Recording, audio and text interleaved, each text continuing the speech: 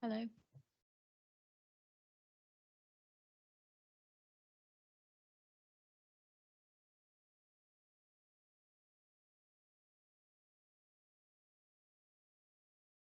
Right, take two. I'll start again. Welcome everybody to the Planning Committee meeting of the 15th of July.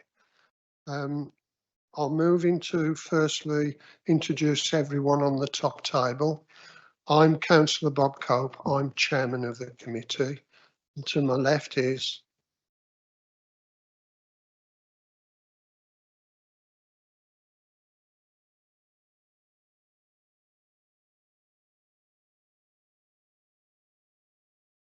Kelly Harris, Lead Planning Manager. Tom Nutt, Assistant Team Manager, Development Management. Jessica Allsop, Senior Planning Officer, Development Management. Thank you for that. Therefore, we move to item 2, which is apologies. Now, I've got 6 apologies. Sorry, yes, I haven't approved the minutes. Right, I'll jump to item 2. Item 1, the minutes of the last meeting. You've all had a chance to look at them. Can you agree that they are correct? Aye, thank you. Therefore, we move to item 2, which is apologies. 6 apologies. Councillor Chapman, Councillor Holmes, Councillor Ashley, Councillor Duncan, Councillor Spruce and Councillor Harper Adams. Are there any other apologies? Should not have. No. Okay. No, is noted, I take, yep. Item 3 is declarations of interest. Do I have any declaration of interest? Just to remind members that in relation to the third application, Unit 4E, this is land which is actually owned by the council, but there is no need for members to actually declare an individual interest because the monitoring officer has actually granted a general dispensation which allows this committee to determine applications in relation to council land. Thank you. Councillor Reid.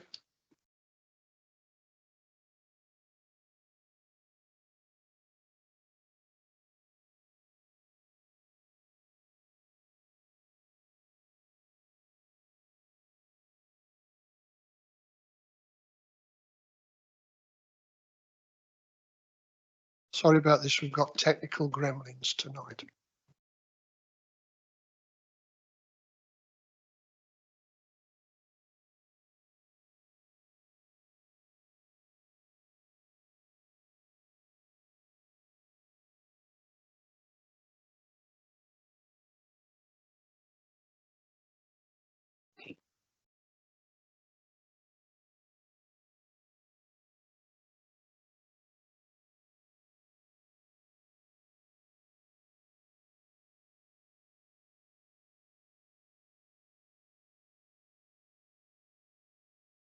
That much. We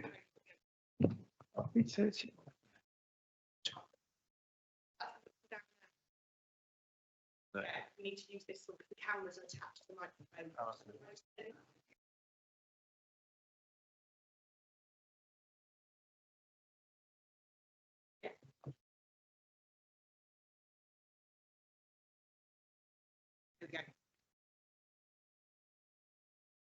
Thank you. I wish to declare interest non-pecuniary in 24/01092, the land up the roots. And also, could you make it clear my position regarding the micro battery at session mode? Because I'm allowed, I think, allowed to stay and vote and speak on it. Yes, Chair. Through you, Chair, I've made that position. Yeah, clear at the outset. Yes, council land, but you can still all speak and vote on this application. Oh, thank you. Okay, so we therefore move to item 4, which is the determination of planning applications. The first application on our list is 24/2022 01092/FULM. This is a major application and it was deferred from the last committee meeting where we had a site visit. And it's land off the Roughs Dimmingsdale. Can I firstly hand over to Tom to outline the application? Sorry? I'll leave. Yes, please.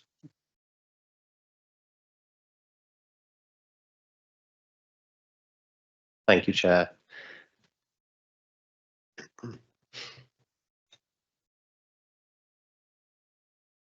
Planning permission is sought for a battery energy storage facility, a BESS, substation compound with associated infrastructure, fencing, access from the Roughs, drainage and landscaping.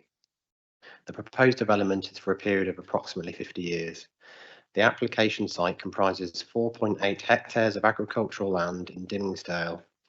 The field boundaries are formed by a mixture of mature hedgerow, trees and shrubs, and there are 2 mature trees in the central area of the site. The veteran tree is located on the northern boundary of the site. Agricultural land surrounds the site to the north and west, with the exception of a small area of woodland which adjoins the site. To the northeast is a fishing lake operated by Pull Hall Fishery. The eastern boundary adjoins the curtilage of Twin Oaks House, beyond which is the Dimmingsdale Garden Centre and the Staffordshire and Worcestershire Canal. If we turn to the plans on the slide, the photos here show the views across the field from the field boundaries. So you can see there, that's looking from the east, looking up into the site. You can see that on the left-hand side, the tree in the centre of the site, the existing tree, that would be retained in the proposal. If we go to the next slide, okay, so that's the views. The photo on the left is looking across and down to Twin Oaks Farmhouse and Dimmingsdale Garden Centre, and on the right that's looking towards the Roughs, and there's further photos there looking across the site. If we go to the next one, so this is the location plan. As you can see on the kind of the red line boundary there in the kind of right hand corner at the bottom is where the closest dwelling and the garden centre is. Those on the site visit will recognise that, and you can see the Roughs Road to the south of the site, and the access is around 350 metres to the west of the junction that meets Ebbstree Road there. If we go to the next drawing, if we just have that up, I'll just explain the actual proposal. The storage containers and the BESS units themselves, as you can see on that plan in the grey, would have a height of 3 metres. The substation compound and transformers would measure around 6.8 metres in height. The switch room building 5 metres in height. 2.4 metres high palisade fencing will be installed around the equipment, with a 4 metre high acoustic fence along the north, east and south boundaries. That's the boundaries of the BESS units compound, not the site itself. Vehicular access to the site is proposed via a new access point from the Roughs, which we just showed. It's located approximately 350 metres west of the junction with Ebbstree Road. At the request of the Highways Officer, the revised construction traffic management plan demonstrates that an articulated HGV can manoeuvre between Langley Road and Ebbstree Road and the access point on the Roughs. It has been confirmed that a HGV management and booking system would be implemented to ensure the HGVs do not pass each other along the Roughs. Once the site is constructed, there would be on average 2 standard vehicle movements per month related to the ongoing operation and maintenance of the site. I'll just turn to the planning assessment. As set out in the officer report, the proposed BESS meets the definition of grey belt and would not be an appropriate development in the green belt as assessed against the criteria which are set out in paragraph 155 of the NPPF. Very special circumstances are therefore not required to be demonstrated for this application. The development would make a significant contribution to energy security by allowing surplus energy from the grid to be stored and used when it's most needed. National Policy Statement for Energy states that storage is needed to avoid waste, reduce the cost of the electricity system and increase reliability. This benefit is apportioned substantial weight in accordance with the national policy, which states the need for such infrastructure to support increased use of renewables.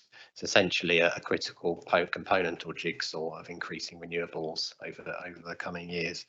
Batteries are required to store the energy from the renewables and then release it when it's needed or when the sun isn't shining or the wind is blowing. So it's part of that picture. National policy advises that developments should be located where impacts are or can be made acceptable. The landscape visual impact assessment includes a cumulative assessment of nearby BESS sites and concludes that there will be no long-term unacceptable effects on landscape character and visual amenity. The council's landscape consultant does not raise concerns following a reduction in the height of the proposed fencing to 4 metres and the proposed landscape mitigation. The proposal would result in the temporary loss of BMV, best and most versatile land, agricultural land. A moderate weight at best should be attached to this, given that there will be no significant impact on the overall extensive amount of BMV identified in the district. In terms of drainage, an attenuation basin and swale will be delivered, which will be collect and restore surface water runoff. We do have a plan, I think it's the next slide, showing that. Oh, that's the landscaping plan, but it does show the swale on the right-hand side there, the attenuation basin. And if we go to the next plan, that's the drainage plan now, so showing that. Underground geocellular tanks are provided within the compound to attenuate, which is to hold the contaminated water, and on-site penstock to prevent the fire water runoff and contamination in the unlikely event of a fire. You can see on that plan the kind of light blue coloured rectangles on the right-hand side are where the water would be stored in case there was an unlikely event of a fire. And the light blue rectangle on the left-hand side is where the water would be stored for the fire services to use in case they needed it. That's in line with the fire chief's guidance, and South Staffordshire Fire Service have been consulted on that, comfortable with that strategy. Given that the archaeological potential of the site is unknown, the County Council Historic Team have recommended that an archaeological evaluation in the form of trial trenching should be undertaken to better understand and characterise the potential, and as such a pre-commencement condition is recommended. To ensure the operation of the site does not result in adverse noise impacts to neighbouring properties, it is proposed to construct a 4-metre high absorptive acoustic fence around 3 boundaries of the site to screen the closest properties and install noise reduction kits into the inverters and an acoustic enclosure for the transformer. The Council's Environmental Health Officer is satisfied that the revised assessment addresses all their initial concerns and conditions are recommended. South Staffordshire Fire Service have been consulted and following submission of the checklist and further information raised no objection to the proposals. This is subject to the submission of a fire safety precaution statement and emergency response plan to be secured via condition and agreed by the local planning authority in consultation with the fire service prior to the operation of the site. With these measures in place, there would be no evidence to suggest that the facility would not be operated safely, and plans in place in the unlikely event of a fire incident. The application is accompanied by an ecological impact assessment, which provides that the proposal is not likely to have any adverse effects on designated wildlife sites or protected species. The Council's senior ecologist concurs with the conclusions of the ecological impact assessment and recommends a condition for a construction and ecological management plan to ensure protection of notable species during construction. An ecological enhancement plan and lighting conditions are also recommended. In terms of biodiversity gain, the Council's ecologist has commented that the development results in a significant gain, estimating around 53% uplift in habitat areas and 154% gain for hedgerows, which equates to an additional 400 metres of hedgerow. A legal agreement is necessary to secure the management of the habitats for a 30-year period in accordance with legislation. The applicant has agreed to this and a unilateral undertaking has been completed. To summarise, the application represents acceptable development in the Greenbelt under paragraph 155 of the NPPF. The wider environmental benefits of the development in the context of the government's national strategy for decarbonising the country's energy system and the uplift in site biodiversity are considered to significantly and demonstrably outweigh the visual harm, which would be restricted in the short term until planting mitigation is established. The proposal is considered to comply with the development plan and NPPF, and the approval is recommended subject to conditions. Thank you. Thank you, Tom. We have one speaker speaking against, and that's Mr. Steve McEwen. Mr. McEwen, you have 5 minutes. Can you go to the lectern, please?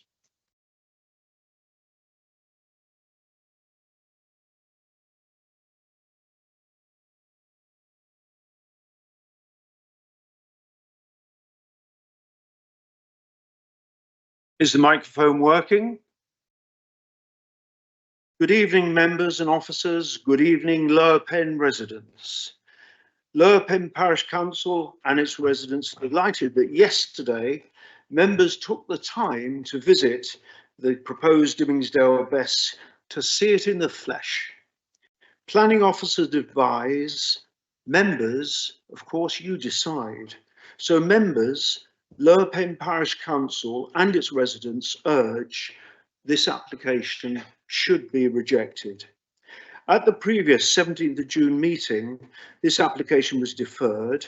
We were concerned during that meeting to hear that many members' inquiries were dismissed by officers as not having relevant planning references. Martin Edwards sent members an email on the 5th of July providing planning references, and we provide them again this evening as a prompt. Number one, in both the current local development plan dated 2012 and the proposed local development plan dated 2024, but submitted early 2025, there have been no sites considered for BESS development in the district.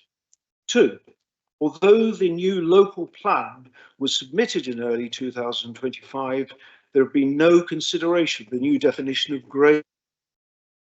Without any policy on grey belt written down in the local plan and without being voted as acceptable by our elected councillors, should officers of the council be making decisions on what should and what shouldn't be reclassified as grey belt, especially when councillors have vowed to protect the green belt in core policy DS1. Number three, in policy DS5 Tier 5 settlements, which includes Lower Penn, states, quote, these settlements are not intended to experience further housing or employment growth. New developments in these locations will be limited to conversion and reuse of redundant rural buildings. So moving on, the following objections provide now links to the South Staff's District Council's own policies. Number one, lack of direct renewable energy conversion. BESS developments are often marketed as contributing to renewable energy storage.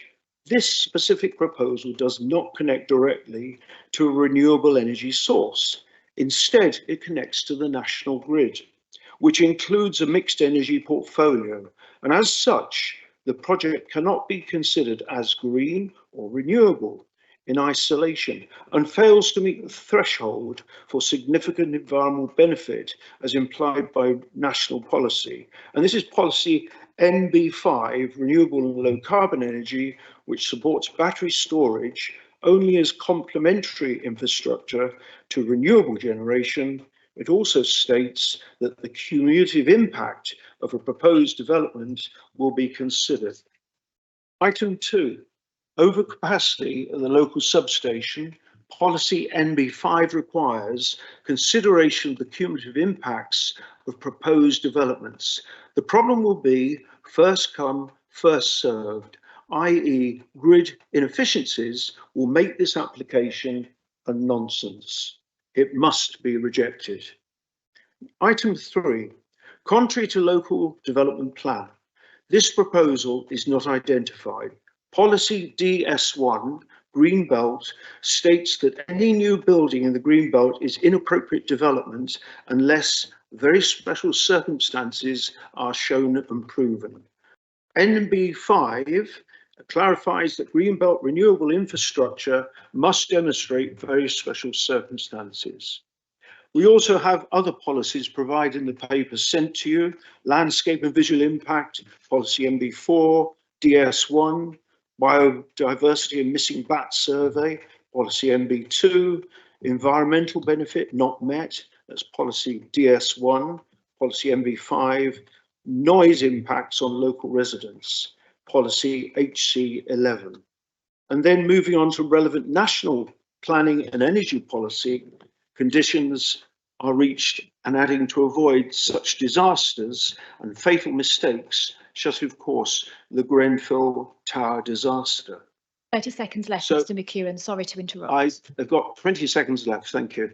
So conclusion, this BESS application is speculative, disconnected from renewable generation and does not meet planning policy requirements.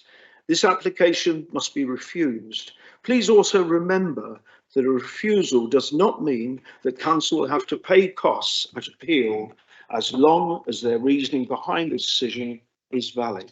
Thank you very much. Thank you, Mr McKeown.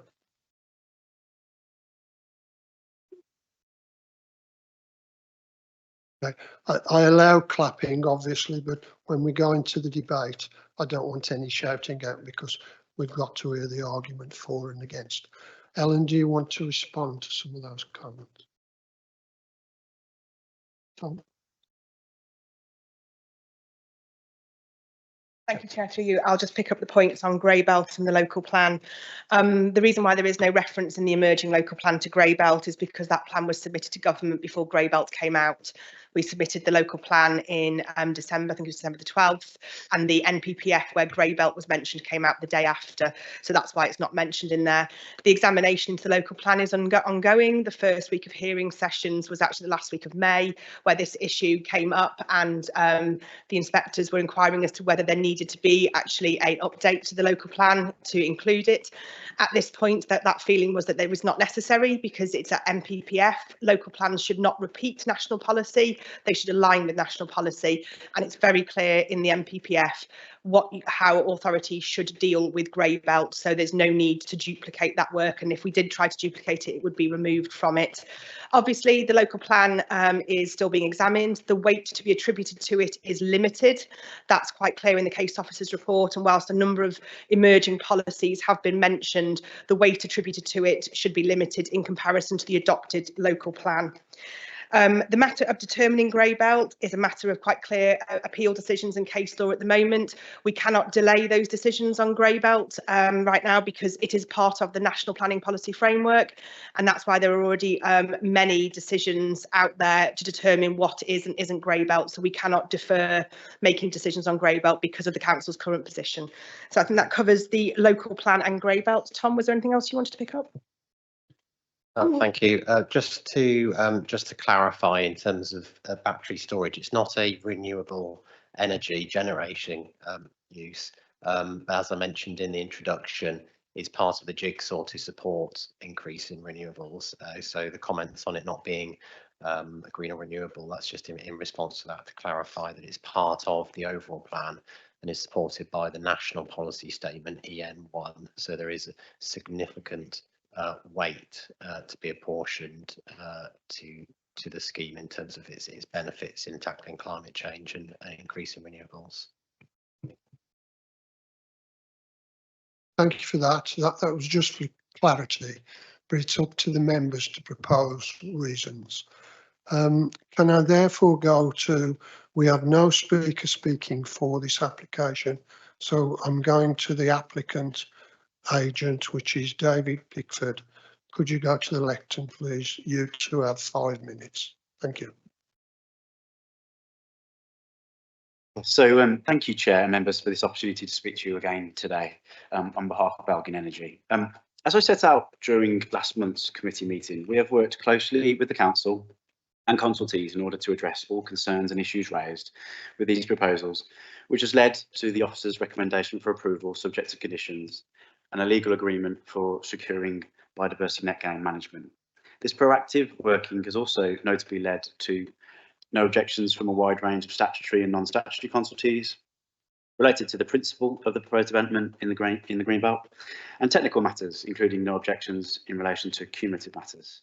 The application has responded to requests from the council and consultees, specifically requesting that the landscape and visual impacts assessment and noise impact report assess the potential for cumulative impacts from all known proposed development sites in the local area. We have provided this sort of information as part of the application, and the council's landscape consultant and environmental health team have confirmed no objection subject to conditions. The proposed landscaping strategy will provide effective mitigation, which will ensure that the overall landscape and visual impacts are limited, and this includes no cumulative effects due to the combination of topography and a strong landscape framework around the site.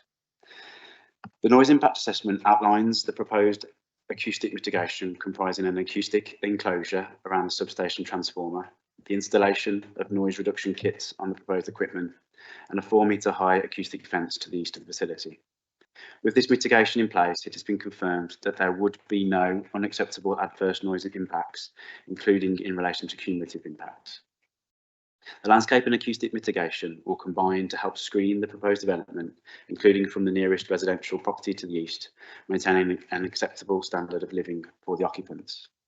Proposed conditions 5, 6, 7 and 27 ensure that the noise mitigation will be implemented and the amenity of local residents safeguarded, while condition 26 requires the delivery of the proposed landscaping strategy. In this regard, it should also be noted that condition 17 ensures the delivery of the proposed drainage strategy, which, as confirmed by the no objection from the lead local flood authority, will deliver a betterment to the current surface water runoff rates at the site, and which complies with relevant climate change standards. Proposed condition 11 ensures that there will be no light pollution, and following no objection from Staffordshire Fire and Rescue Service, condition 4 requires a detailed emergency response plan for the site for approval by Staffordshire Fire and Rescue Service to ensure the safe management of the site in the unlikely event of a fire. The proposed development has been carefully designed with safety as an absolute priority, with measures in place to ensure the security of the site, prevent thermal runaway and prevent any pollution to the wider environment. In this regard, there are also no objections from Staffordshire Police, the Canal and River Trust, the Environment Agency and the Health and Safety Executive. We understand that a particular concern of local people relates to the impact of the construction phase of development. We feel it's important to highlight that the construction period will be relatively short, comprising a period of approximately 4 months, with HGV deliveries averaging just 3 per day during this period. The Highway Authority have provided no objections to the proposals, and conditions are proposed to control activity during the construction period, controlling details such as the construction access, routing and mitigation measures, including hours of construction, delivery times and temporary traffic management measures. Requiring a highway condition survey before and after construction, with mitigation works to be agreed with the council and the Highway Authority, and also ensuring the provision of a safe site access point and visibility displays. The operational stage of the development will have a negligible impact on the local highway network, with approximately 2 trips by van per month on average. As set out in the officer report, and as I set out last month, the scheme provides very clear social, economic and environmental benefits, contributing to climate change targets and UK energy security, representing the achievement of sustainable development on a suitable grey belt site in accordance with local and national planning policy. It is therefore respectfully requested that planning permission is granted for this proposal, and consistency with other recently approved BESS schemes is provided. Thank you. Thank you, Mr. Pickford. Thank you.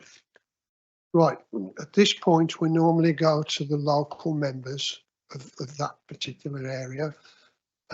Victoria Wilson isn't able to be present tonight, and as you know, Councillor Reid has declared an interest. But speaking on behalf of Victoria Wilson is Councillor Kinsey. Can you go to the lectern, please?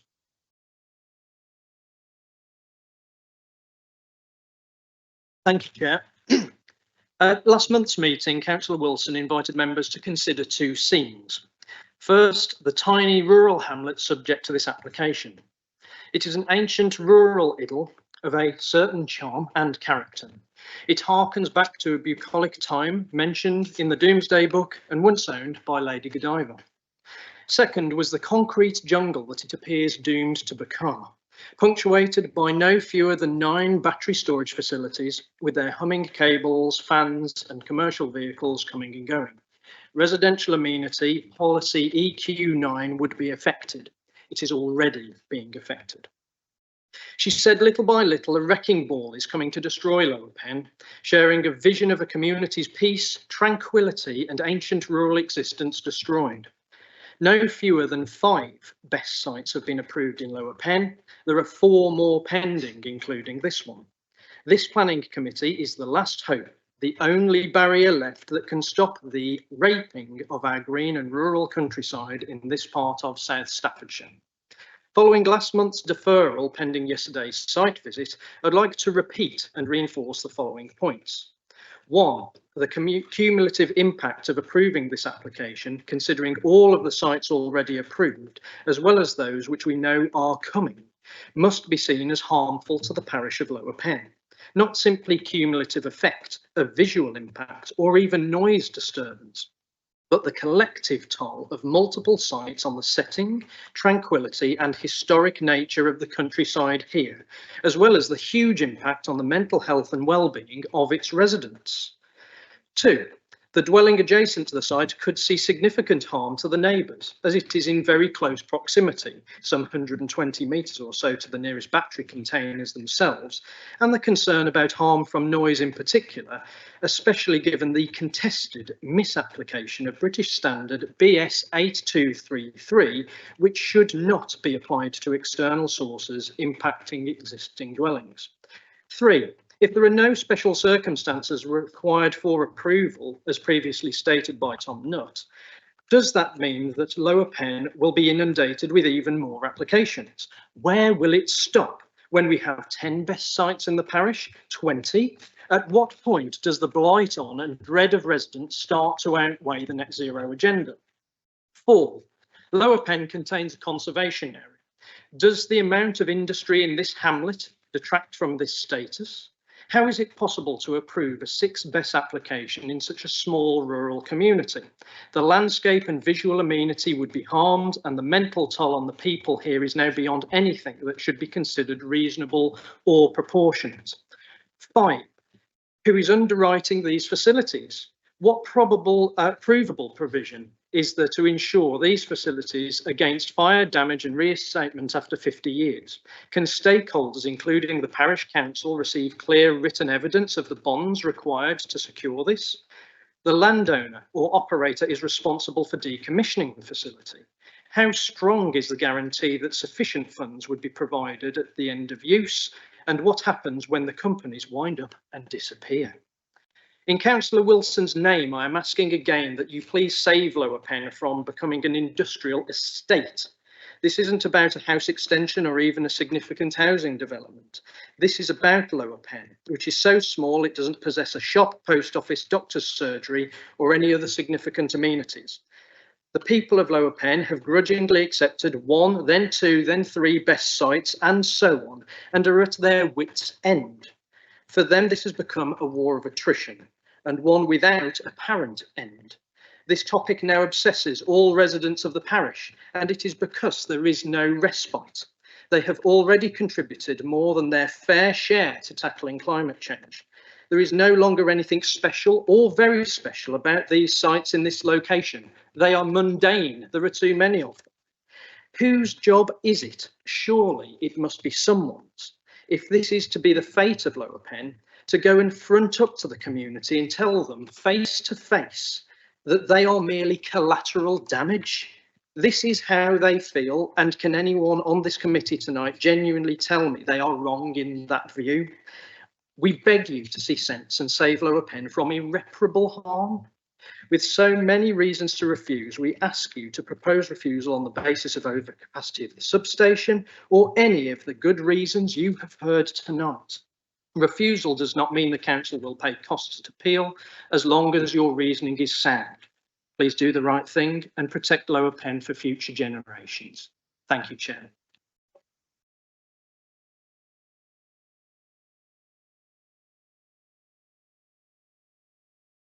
Thank you, Councillor Kinsey. Right, members, We go to yourselves to make comments. Does anybody want to start?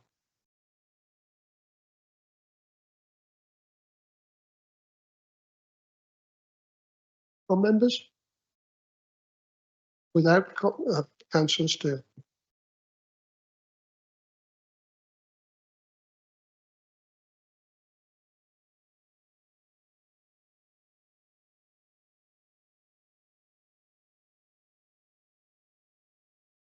Thank you, Chairman. I'm talking along much earlier than I expected to. So here goes. I have a glass of water and a bottle of gin. No, sorry, here we go. I'll do my best. Using a computer and a mobile phone, so apologies if it takes me a while. If I could just go to the end of the officer's report, the conclusion, I will start there if I can find it. 6.3, I think it is.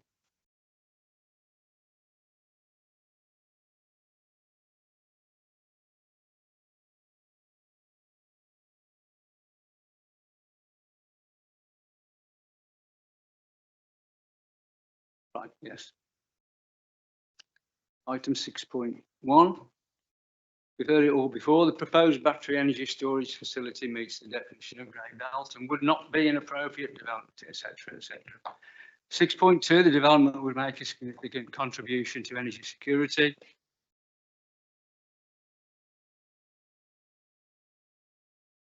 Okay, sorry about that. Is that better? Right, well, you haven't missed anything. Item 6.3. National policy advises that developments should be located where impacts are or can be made acceptable. The landscape visual impact assessment includes a cumulative assessment of nearby best sites and concludes that there would be no long-term unacceptable effects on landscape character and visual amenity. I will come back to that. So I disagree with that, and I will now try and outline how I disagree.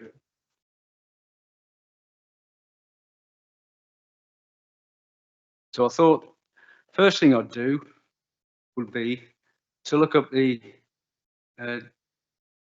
dictionary definition of cumulative. Increasing or increased in quantity, degree or force by successive additions. Which I think we all know that now, don't we? I also tried to find a similar definition for cumulative in effect in planning. I'll just find the right one. In planning, the cumulative effect refers to the combined impact of multiple developments, both existing and proposed, on a specific area or receptor. This is a material consideration because the collective impact of these developments can be significantly greater than some of their individual effects. For example, several developments might individually cause minor increases in traffic, but together they would create a major traffic congestion problem. There's also, within planning, cumulative impact planning. The definition of that, according to AI, is cumulative impact planning is a process that looks at the overall effect of multiple actions rather than just the impact of a single project. That's important. It considers the combined effects of past, present, and reasonably foreseeable future actions. This is crucial because the impact of one project might be minor, but when combined with others, it can lead to significant and potentially unacceptable consequences. So, can I ask if there is a CEA, a cumulative effect assessment anywhere, please? Tom?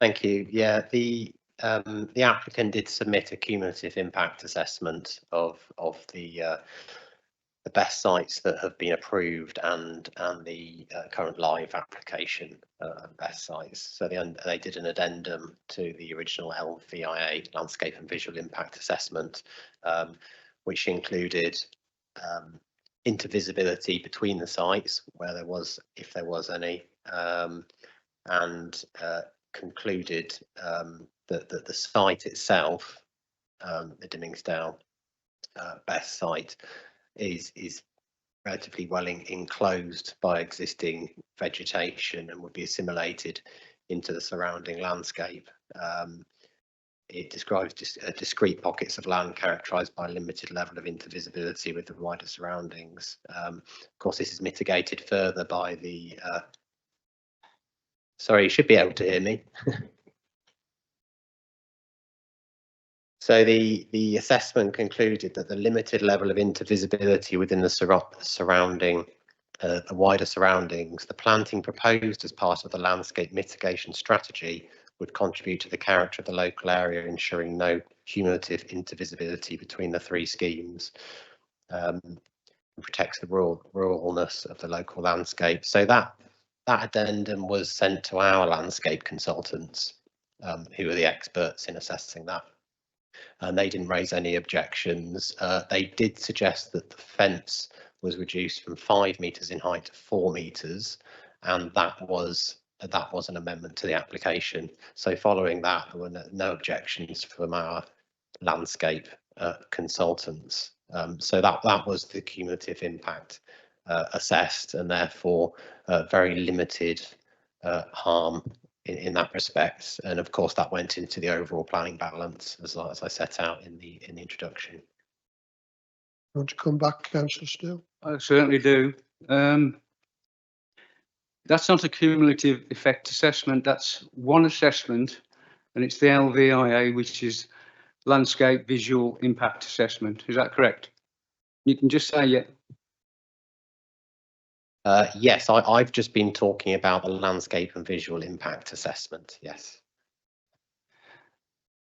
So are you saying that's the only thing that we take into account in cumulative effect, just landscape?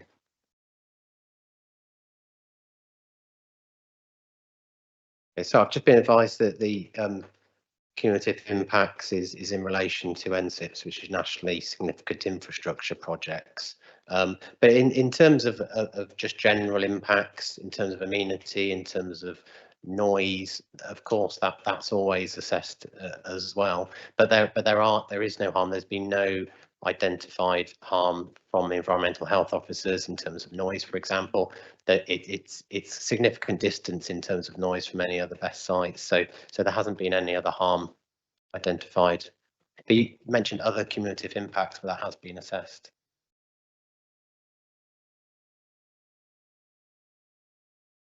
That's on this site in isolation, that LVIA.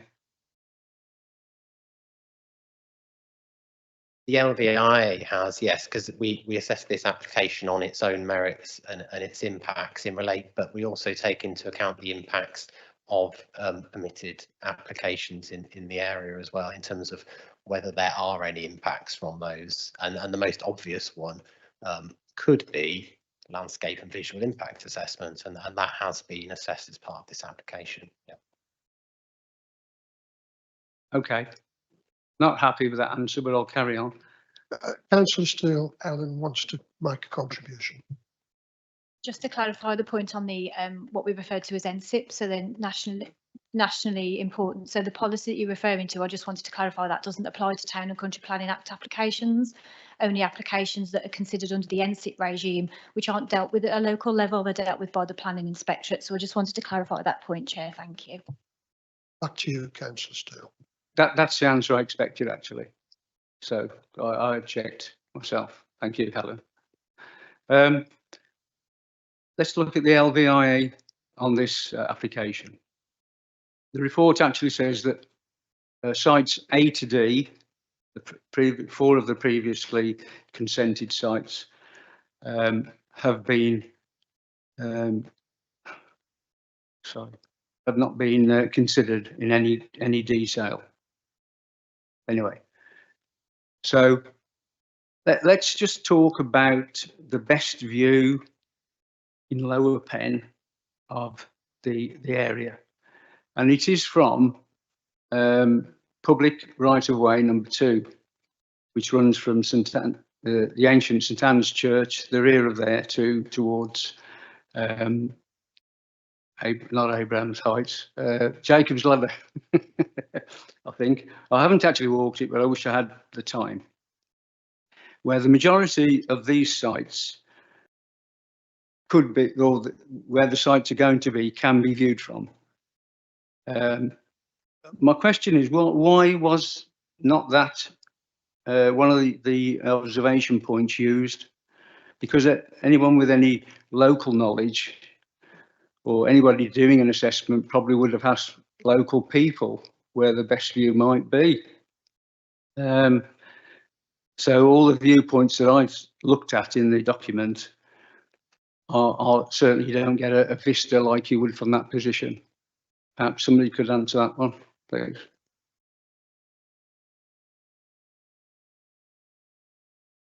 Helen. Thank you, Chair. Yeah, so the viewpoints, as they're determined in the landscape visual impact assessment, are determined at the baseline of the assessment. So when the landscape architect looks at the location of the site, the undulation of the land, and the nearest visible points from a public perspective. Obviously, what you're referring to is a public right of way, but it's a distance of about 1.4 kilometres away. It's also obviously at a high point, so you're always going to have that advantage of being able to see in that kind of 360 way. But the assessment and judgment on the viewpoints is made by the landscape architect, so that's their professional judgment. So in this case, the viewpoints that you've outlined in the LVIA were established and then worked through and progressed for their impact. In the spirit of making sure that that's a fair assessment, we then, as officers, have that independently assessed by a second landscape architect to make sure there's nothing missing or anything's been overlooked. That is what happened as part of this application. And it was at that point that the cumulative impact was decided it wasn't quite robust enough. So we went back, added in some extra sites that were either being considered at the time or had recently been approved. So they were added into that assessment process. The cumulative impact was then run as an addendum to the landscape visual impact assessment, sent back to the independent landscape architect, who then signed it off to say that the harm was level of harm was not significant enough to warrant refusal. So that's the long way, Councillor Steele, sorry, of answering your question, that they're picked out by the professional landscape architect and then ratified by a second body. Thank you, Chair. Thank you, Ellen. So we can safely say that the professional didn't live in Lower Penn, or even in South Staffs, because they would have known about this particular local spot. Anyway, well, I will carry on. So from this point, possibly the containers might not be seen because of natural vegetation, etc. But the 4-metre high acoustic fences, I think, will surely be seen in isolation from that view. So please be quiet while I'm talking, right? Thank you. It's difficult enough as it is. So I think that is a substantial effect, and I think that's a cumulative effect from all the individual sites. That's my opinion. I don't necessarily agree with the professionals. And to my mind, this is industrialisation of Lower Penn and will cause irreparable harm to the intrinsic character of the area in perpetuity, forever. And that harm can never be taken away. So I think that's a major error. Now, in my opinion, again, this has to be my opinion, cumulative effect cannot just be limited to the landscape and the visual impact. Like the definition said, if you take one site in isolation, then that is not taking cumulative effect into consideration. You have to take all the sites, all the sites that are consented, sites that are in for determination, and any future sites that we know that are coming through. It all adds to the accumulation. For instance, none of the road network that I drove on yesterday is suitable to accommodate the construction of possibly 3 or 4 BESS sites at the same time. I know that will be called temporary, but the congestion on outside this one site yesterday was nearly intolerable. You couldn't get off the car park. There were traffic lights because of the damage to the canal bridge. And that's before any work starts for construction of this potential site. It was mentioned that none of the statutory authorities have any objections to these works. But of course, they're looking at the one application at a time. They're only looking at the that application in isolation. They're not looking at the total, what's gone before and what might be coming. So that's understandable. But if highways were asked to look at the cumulative effect of the whole of all the different sites, I'm sure they would have potentially a different outlook. Also, where are we? Sorry. So, it's not their job to look at the cumulative effect of any particular application, of all the previous or applications in the pipeline.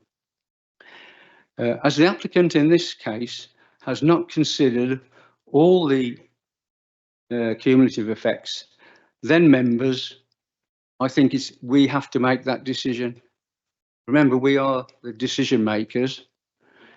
If I'm not happy, it's up to me to perhaps try and convince you that, you might not be happy either. So with the lack of a good enough cumulative effect assessment, I think we have to make that decision. So we've got an accumulation of background noise on site. We know there's mitigation, but when all the sites are together in a relatively small area, possibly over half a mile, 3/4 of a mile, 5 or 6 sites, no one can tell me that there won't be a constant hum. It's unknown. So I think that should be taken into account as well. So I just urge members to think of our residents in Lower Pen.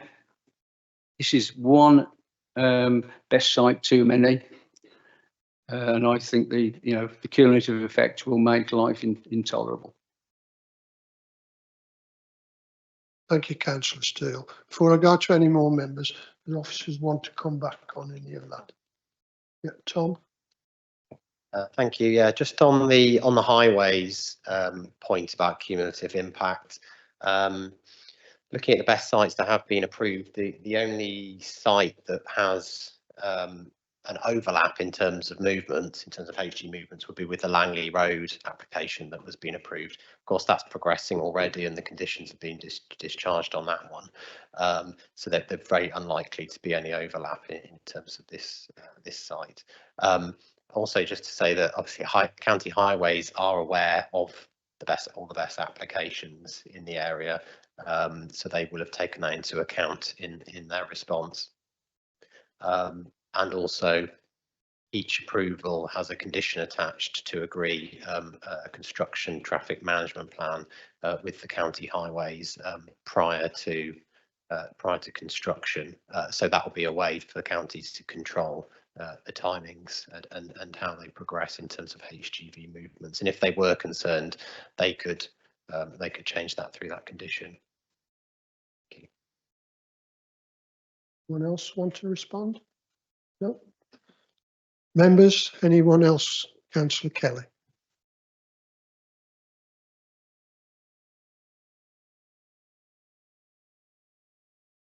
Thank you, Chair. I've got a few points. Councillor Steele's hit quite a few. I think what Councillor Steele was referring to was section of the National Significant Infrastructure Project Advised Cumulative Effect Assessment, which was Planning Act of 2008 and done in updated in 2017. And it does state in that government document that cumulative effect should incorporate ones in the system as well as possible new ones and the effect that they could have.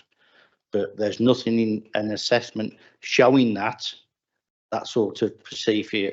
So to me, it is a bit sparse. If Kelly wants to come back. Yeah, Alan. Yeah, just to be clear, the Planning Act 2008, that's not what you're assessing this application under. You're assessing it under the Town and Country Planning Act. So the NSIP regime is a separate regime to what we're dealing with here in the chamber tonight. We assess applications as a local planning authority under the Town and Country Planning Act. The Planning Inspectorate assess NSIP applications under the 2008 Act, and the two regimes are separate. So you can't take the requirements of an NSIP and apply it to a Town and Country Planning Act application, because it's not a requirement. So you're right, there isn't that detail in the Office of Report because it's not a requirement in terms of assessment under the Town and Country Planning Act. Thank you, Chair. Thank you, Alan. Okay, thank you, Chair. My other point is this is, I'm a bit close to the mic, sorry about that. This is a best site on agricultural land. So has a change of use been submitted? Do you propose some of your other questions rather than go backwards and forwards? Group them together and then they'll. My other issue is I've had a good appraisal of all the documents that's been submitted. I am concerned, as like Councillor Steele has pointed out, regarding elements that this cumulative effect has been done by the developer, but district hasn't done one as well. They've just gone by what they've done. I'm concerned on that point. To me, the policy states that we should do one as well, because to me, they're going to, in theory, make it so it suits them. So I'm concerned on that point. On the highways element, you have got, I know I've already sent documents to clarify points on these. You've got the power, what do they call them? Conversion boxes. Now they are 12.2 meters long. How the hell are they going to be able to get down some of them lanes without at least having some sort of traffic management? When I say traffic management, wide load escort with them to guide them down, because you can't guarantee that you won't have one wagon coming and then you're going to have two wagons in the region of 20 feet of length, one trying to back, and that's going to be 74 journeys. Okay, now it does state in there in the document and in highways documents it's 96 days. Now is that 96 consecutive days or is that working days? There's a point there, because that, if that's working days, then that is 6 months, not 4 months for construction. And my other concern on highways is You got 7.5 ton weight limits on bridges, and you're going to have 40-ton wagons going over bridges which are limited to weight. What's happening there? Hey, do you want to come back on that? Thank you, Chair. There is no proposed change of use proposed because that's not required. What you're looking at in front of you is the assessment of the appropriateness of this application. So it's not a change of use in isolation. You're looking at the development as proposed. So that covers the change of use, so to speak, in the way the development is being put forward. So it doesn't require a separate change of use application and then the development. It's all encompassing. So that's what part of what's being assessed this evening. In terms of the assessment of the landscape visual impact assessment, it has been independently assessed. So we've done that as local planning authority. So you're absolutely correct. It's been done by the developer, put to us, but we don't take that on face value. We have that independently assessed by a separate consultant who reviews all of that information. And it was during that assessment that it was considered that the cumulative impact wasn't covered robustly enough. So we went back and asked for that to be done. That was done and then reassessed independently again. Can I just come back on that, Chair, sec? No, let it carry on and then we come back. Okay, thank you, Chair. So that has been independently assessed, just to verify. And in terms of the traffic management, the construction traffic management plan, obviously that's been submitted as part of the assessment. So there's a transport statement and the construction transport management plan. The detail of that has to be agreed by County Highways. They have to be comfortable with that. It is a 4-month construction period and it was 3 trips a day. I know there was some email correspondence with members yesterday and today following the site visit because there was some queries made about the construction. All of that has been agreed by County Highways and that included the tracking, the route to be used and the weight limits. They've all been agreed. So that, just to be clear, they have been fully assessed and signed off by County Highways as the highway authority. I think that was all the questions, Chair. Thank you. Okay, come back now. Thank you, Chair. Sorry about that. Just on the cumulative act and the impact. So you're saying that our officers have looked at their paperwork, but not done our own paperwork. So the landscape visual impact assessment is submitted to us to assess as officers.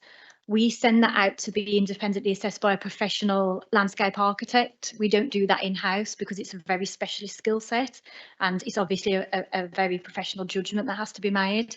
So we cover the costs of paying an independent professional consultant to do that. So that's what the process involved. Thank you, Chair. Thank you, Chair, for coming back. So on the point of like the cumulative effect that's going to have, we've the one up just up the road. That's, as I say, is it the Ollie Bush, which is 1/4 of a mile away? I would estimate, standing in estimation, that to me, I know that one's in advanced stage to an extent, but there is a possibility that if something was to happen with the bridge, the traffic is directed to your right, but if there's an issue on the right hand side, where's that traffic going to go? And my other point, my last question would be on the swale. I'm worried about the swale because as the highways make reference to, it's got to be confirmed regarding the connection to the sewers for waste and stuff like that. That hasn't been agreed yet because they don't know if there is sewerage that across those areas. Ellen? Oh, sorry, thank you. Yeah, in terms of the construction route, so if there was a problem on the route that's been agreed, which I think is what you were getting at, if the bridge was closed or there was rerouting, the construction management plan is agreed in advance by County Highways. If for whatever reason, be that a bridge closure or road closure, that can't be adhered to, you can't just reroute the construction traffic where suits. It would have to stop and we'd have to either have a discussion with the developer and County Highways, or construction would have to stop until the bridge was reopened, if we're using that as an example. Any alternative route that would be taken would be a breach of condition, so we would be able to action that. So in answer to that question, it would be a problem for the developer and they would have to stop work. And I'm totally sorry, I forgot what the other question was. Oh yeah, so in terms of the drainage, to be clear, the swale is surface water runoff. It's not sewage or foul water in any way. So what you're dealing with there on site is when you have a downpour and you have a very heavy rain event, and the water would run into the swale or to the pond and then would dissipate into the ground. So there's no issue there with sewage connection or foul connection, because that's not how the water's handled. Tom, did you want to come in? If I can just come in, actually, just to say, just for the avoidance of doubt, the Livia has been carried out robustly in accordance with guidance, national planning policy. Local authorities do not carry out the Livias. They are submitted to the council. That is how it always happens. This is no different here.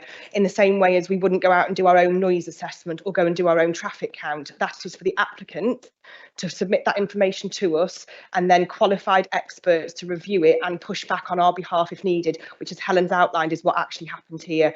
So it has been done appropriately. There is no question marks in terms of should it been done differently. We are absolutely satisfied that it is a robust piece of work that's been done both by the applicant and verified by our specialists on our behalf for the council.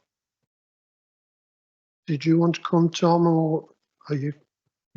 Okay. Just to confirm in terms of foul and surface water drainage, Severn Trent said in their response about a condition for foul sewage connections, but actually there are no foul sewage connections proposed, and none created either. So there is no need for that condition. Just to clarify that, and the same with surface water as well. No connections are proposed. So it's dealt with via the swale essentially. Thank you. Do you want to move on, Councillor Kelly? Members, anybody else wish to comment?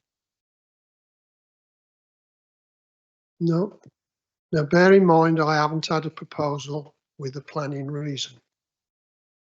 I'm leaving it open for members to come to me. Councillor Steele. Thank you, Mr. Chairman. Thank you, Mr. Chairman. I'd like to propose refusal of this application on cumulative effect. Policy EQ4, protecting and enhancing the character and appearance of the landscape. I've also got concerns about EQ10, which I didn't mention in my previous speech, but EQ10, hazardous and environmentally sensitive development. The proliferation of so many of these pest sites in a small area, the potential for a lightning strike is quite severe. Thoughts of what would happen if there was, may well be in the future incidents like that, and then lightning conductors will have to be placed on these sites, and those would have to be a considerable height higher than the 4-metre acoustic fence. So EQ10 states that we have to look after our residents from hazardous installations, potentially hazardous installations. Is that sufficient? Officers, can you give me your comments on that? Yeah, we'll pause for a moment while officers look at the policy. Thank you.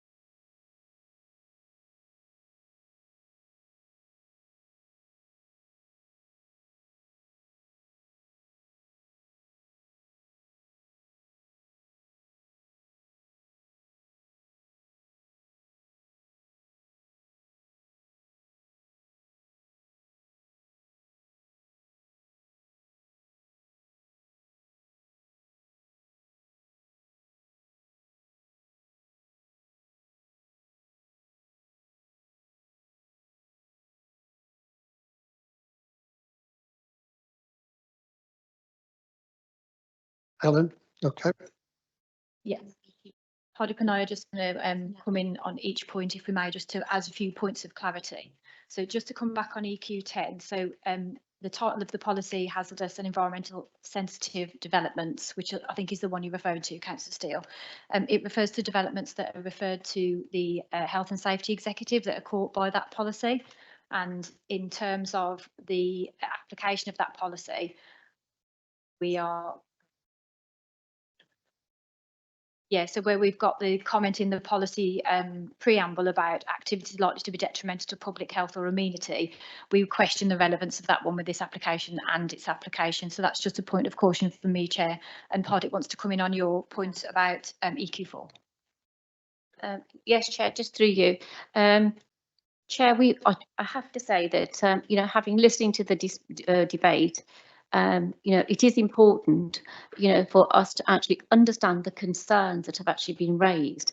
However, your officers have to, you know, deal with this application and also consider the reason for refusal within the remit of the law and planning policy.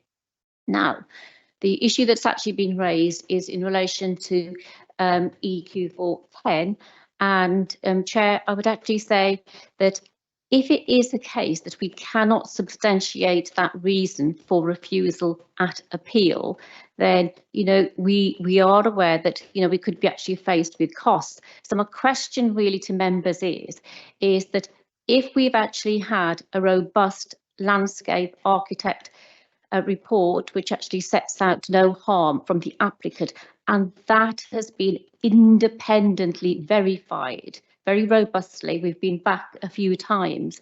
My question to members is, how do we actually substantiate the evidence before the inspector if this application is refused, before that motion is seconded? So I just want to put that back. I simply want to put that back to members to consider. Okay, so we're going to go. I've had a proposal for refusal, so I'm going to the vote. Sorry, yes, of course. Do I have a seconder? Sorry, Mr. Chairman. Are we allowed to? You can't actually, Okay. that's fine. You can amend your motion before it's seconded. Yep. Yep. I'll withdraw EQ, the reference to EQ10.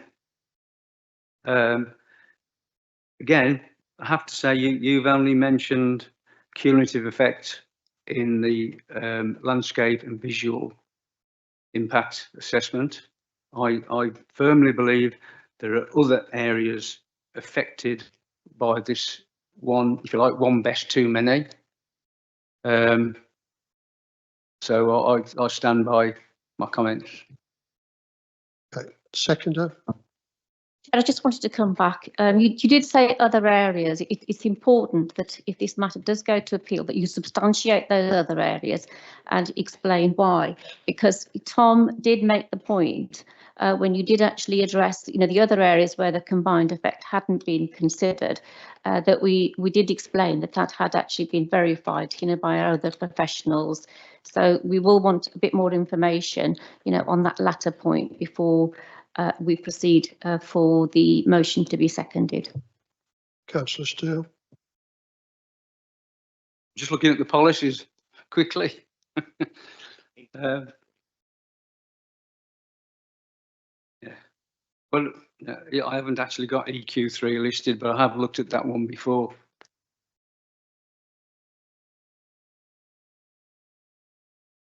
I'm asking for your help really, because you're the professionals, you know. I'm just trying to protect the people of South Staffs and Lower Penn in particular. Yeah. Yeah. Appreciate you looking for some help, and we are, believe me, trying to guide you in terms of the robustness of reasons for refusal. Your cumulative impact point is heard, and I understand that, but where we have to deal on the planning merits or otherwise of the case. So if you're saying cumulative impact, what harm is that resulting in? So we keep coming back on landscape because that is a cumulative impact. So If it's landscape, we've addressed that. If it's cumulative impact on noise, that has been assessed through the noise impact assessment. Cumulative impact on highway grounds has been assessed by the Highways Authority. So cumulative impact is fine, and I understand that, but I need to understand what the harm is, and then I can give you the policy that relates to that harm, if that makes sense. Okay, councillor Steele. The intrinsic nature of the area, it's a farm, you know, it's been a farming community in the area in the past. It's now becoming an industrialized. That's we're supposed to protect the area, not ravage it. It's character of the area. Character of the area, which I thought was EQ4, to be honest. If you're telling me it isn't, protecting and enhancing the character and appearance of the landscape, not just through visual, you know, changing it. Also, Sorry, have you finished, Ellen? Wants to come back? Okay. Ellen. Yeah, you are right. It is EQ4, so that you're in the right policy context. But because it's landscape impact, and just I'm going to read it verbatim. So protecting and enhancing the landscape and appearance of the character of the landscape. That's the wording of the policy. The way that would be demonstrated in an evidence base is through the landscape visual impact assessment. So I'm still struggling. You are on the right policy, so that's where we're going. It's back to Pardip's point of the evidence base, when we've had a landscape architect draft that information and table that, and it's been independently verified. So in terms of policy, yes, that's correct. I still have those concerns about how that would be progressed due to refusal, and it's only fair for me to table that. Thank you, Chair. Do you want to add to that, or do you want to put the proposal? can I just say, if we allow this additional BESS to go through, we are not complying with EQ4, because we're allowing it to be industrialised and potentially, you know, in areas concreted over. I've got nothing else to say really, except that, I mean, the speakers said it all for me previously. I think we have to put the proposal. We're going nowhere with this. We've got to put the proposal. Seconder, please, Councillor Kelly. So you've heard the reasons for the proposal for refusal. I'm putting that to the rest of the committee. All those in favour of refusal, please show.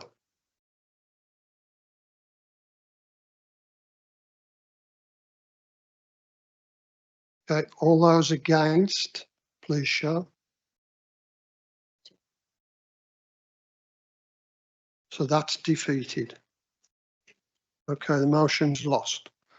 We go back to the original vote, which is recommendation for approval. All those in favour of approval, please show.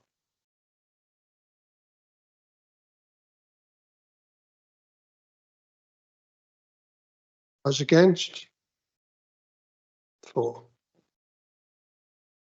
So the application is approved. Thank you.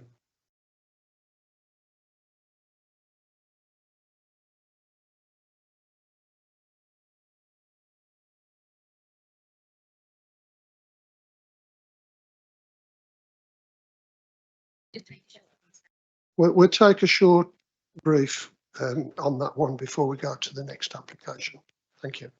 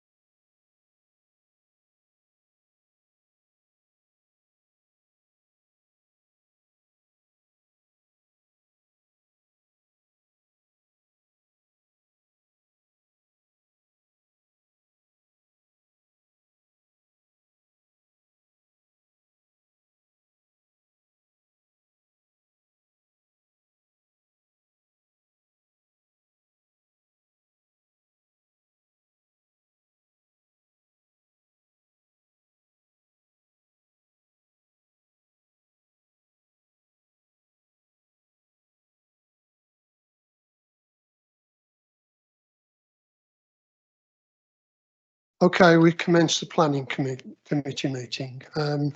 We therefore move to the next application, which is 25/00331/FUL. This is a non-major application and it's land north of Hobnock Road, Essington. Can I pass it to Ellen, please? Thank you. Thank you, Chair.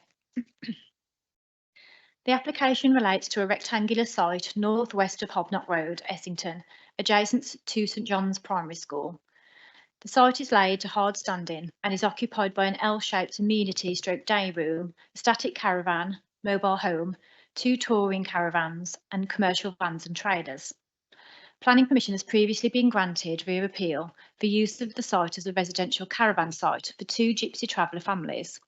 Permission is sought for the formation of 1 further additional family pitch and amenity building within the previously developed area of the site, which could be occupied by the daughter of the applicant and her husband. The council cannot demonstrate a 5-year land supply with regards to gypsy and traveller sites as required by the NPPF. Consequently, in line with the NPPF paragraph 11D, there is a tilted balance in favour of approving the development, unless any adverse impacts of doing so would significantly and demonstrably outweigh the benefits. Although the site is within the green belt, it is occupied lawfully and constitutes previously developed land. It is considered that the proposal for 1 additional pitch and amenity room within the existing site would constitute an appropriate form of development within the green belt. Based upon an assessment of national and local policy, and the lack of a 5-year supply of gypsy traveller sites in the district, it's concluded that the planning balance weighs in favour of a permanent permission for the proposed occupier.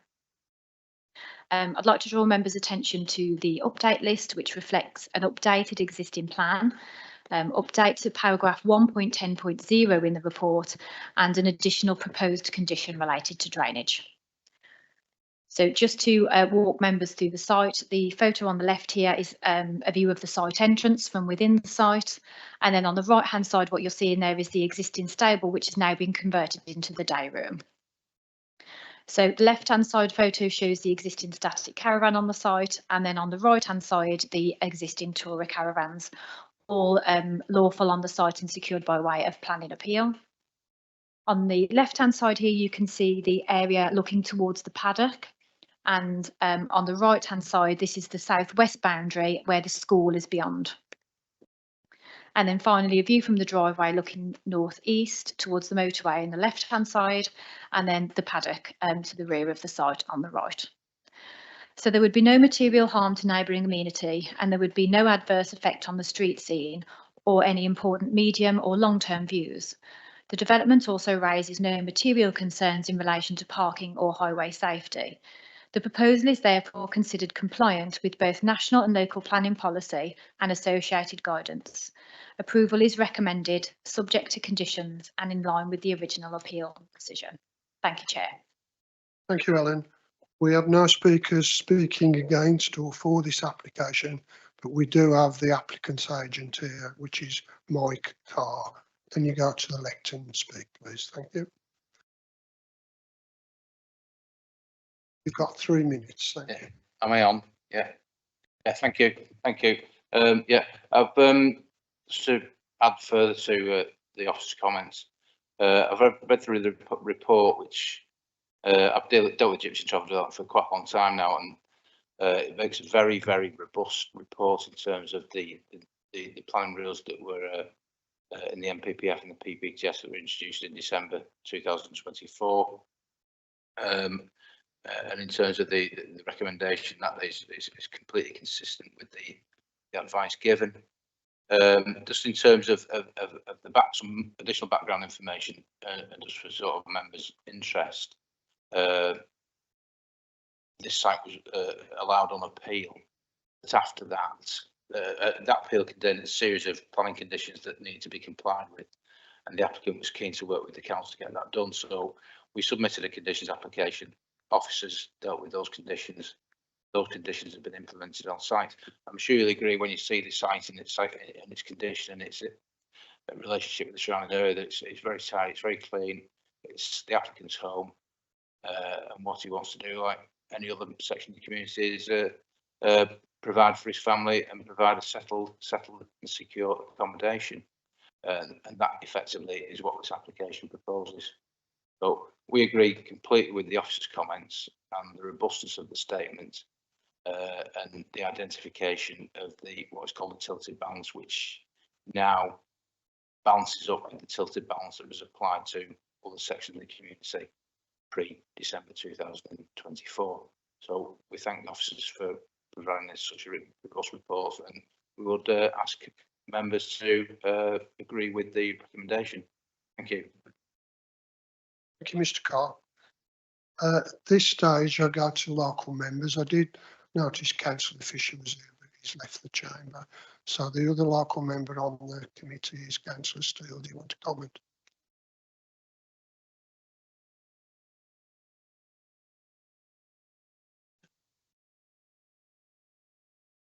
Thank you. Yeah, I think you've heard enough from me tonight. As the conclusion says, the council cannot currently demonstrate a 5-year supply of gypsy and travel sites.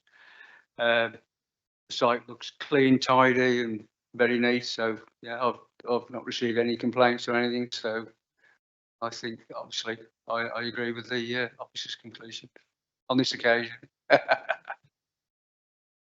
Councillor Reid. Thank you, Mr. Chairman. I agree with Councillor Steele. I've got some serious work to do at home on my yard.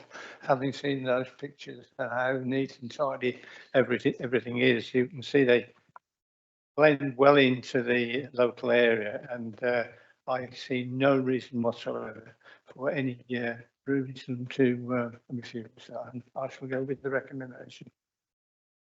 Any other comments from any other member? No, so I go to the vote. You see the recommendation is for approval. All those who are in favour of approval, please show.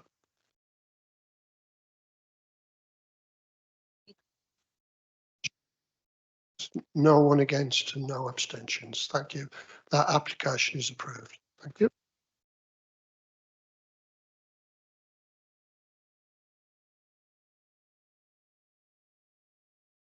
Right, we go to the next application, which is 25/00372/FUL, non-major application, Unit 4E, Station Road, 4 Ashleys, Wolverhampton. This is for a battery box, provide no energy storage. Thank you. Can I go to Jess, please? Jess. Thank you, Chair. This application is before Planning Committee as it is sited on council-owned land. The application seeks to move the previously approved micro BESS 60 metres to the west of the proposed siting as shown on the location plan. The application site is situated at the end of Latherford Close on Enterprise Drive, which sits within the 4 Ashes Enterprise Centre. The site comprises a parcel of landscaped area and is positioned adjacent to an existing vehicular access into Unit 4E. Planning permission is sought for the installation of a 200 kilowatt battery energy storage system, referred to as a battery box, measuring 3.92 metres by 5.85 metres and 2.1 metres in height. The installation would consist of 4 batteries, an electrical cabinet and a 2.4 metre high paladin fence and gate for access. The agreed connection point for this site would be via existing cables and ducts immediately at the front of the site. The facility would provide means of allowing electricity from the grid to be imported and stored within the batteries at times of low demand or when there are high levels of demand for renewable energy available, and exporting it back to the grid during periods of high demand. The proposed battery box is situated in an industrial area within the development boundary where the principle of development is acceptable, subject to other material planning considerations being acceptable. The development is a modest scale and would contribute to energy security whilst having a minimal impact on the street scene due to its siting set away from the road between existing industrial buildings. The fire officer has raised no objection to the development subject to conditions to allay any concerns regarding fire risk. In conclusion, there are no concerns arising in respect of residential amenity, highway safety, ecology, trees, flood risk or fire risk.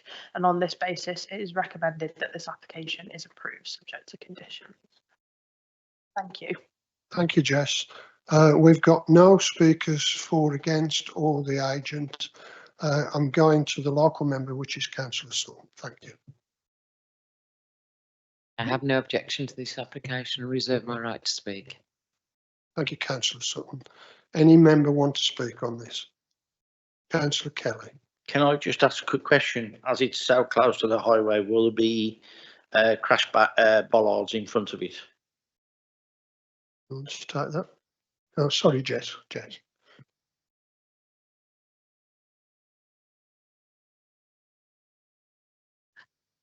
There aren't necessarily crash bollards, but it is protected by paladin fencing and a gate, so it will be protected. Any more comments, questions from members? Councillor Steele. Just a quick comment, a bet in the right place. It is a little bit different though. Therefore, no further comments. I'll go straight to the vote. Recommendation is for approval. All those in favour of approval, please show.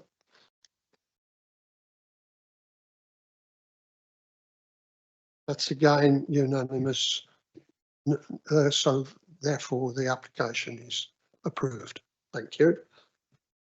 We now go to item 5, which is the monthly update report from the lead planning manager. Thank you.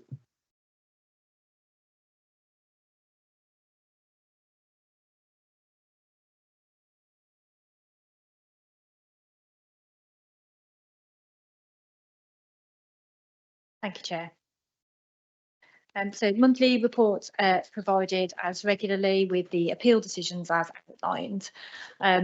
No particular ones that I want to flag this evening, but happy to take any queries or questions. But I just wanted to provide you with an update really on some of our recruitment and new starters within the service. We have got 2 apprentice planners and a graduate planner starting with us in September. We're all very excited about that. We've never done apprentices before, so it's a new change for us in terms of approach to recruitment. So one will work within development management and one within the arboricultural section working. So we're very excited about that. And as of very end of last week, so hot off the press, we are looking to get a summer intern in ecology as well to support Matt Wall over the summer period. Again, that's new to us, so we're looking at different ways to be able to recruit and attract new talent into local government and get people in at a younger age straight out of university or even before. So we just wanted to share that good news with members in terms of that. And the only other comment for me is that we won't be doing any training before August committee, but September committee I'll be likely to facilitate training, and I am open to suggestions on topics to come forward. I know there's some discussion around grey belt training, which I think has been worked up as well. But any suggestions from members, please do let me know and I will work that up for you. That's all from me, Chair. Any questions from members on regards to training? Okay, Ken. As it's great to hear that sort of thing happening, because we need young people to come through, and that are again funded some of this through government. That's brilliant. I can confirm that. So the graduate planner is fully funded through central government because we applied for a bid and were successful. The arboricultural apprentice and the DM apprentice, one at level 3, one at level 4, both fully funded by the levy. Okay, Councillor Evans. Thank you. Thanks. Just a quick question on section 6 monthly planning statistics 6.1. I was just wondering what the 4 other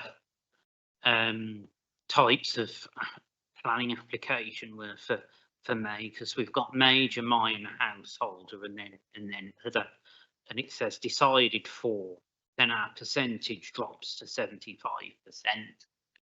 Thank you.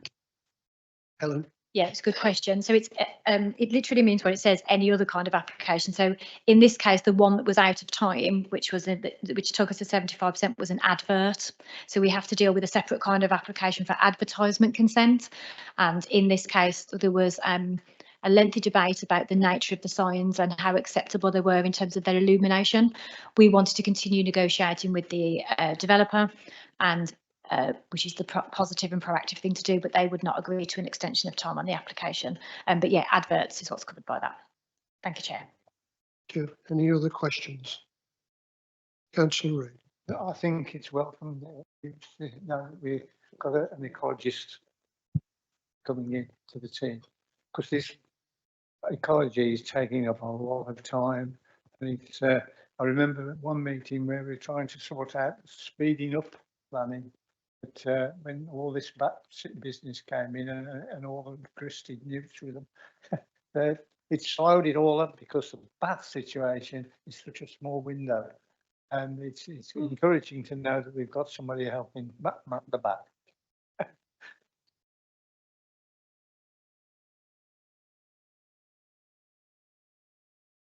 Just to add to that, and it'll be coming out in the weekly news roundup, you talk about slowing down planning permissions. We've had a real issue in the last year about cumulative effects, and we've talked about that word lots tonight, cumulative effect on air quality, and actually whether the construction traffic of new developments would actually adversely impact protected habitat sites. And we were looking very closely at potentially having a moratorium imposed on us by Natural England to not grant consent for anything, because they just couldn't be assured that the ecology of our various protected sites was going to be protected.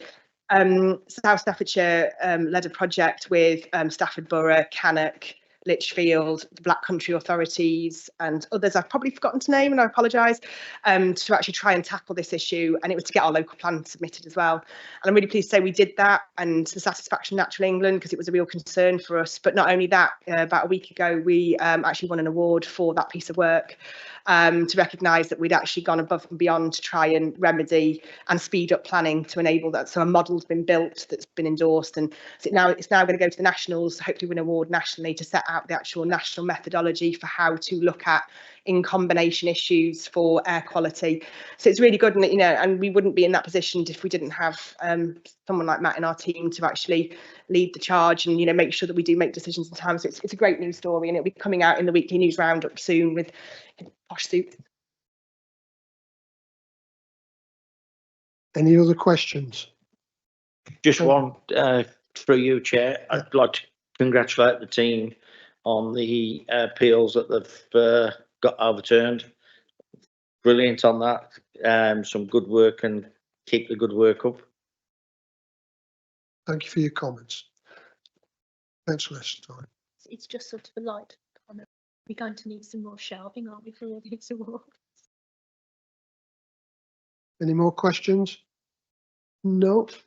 With that, therefore, I'm closing the meeting. Now, members, sometimes we have an informal discussion.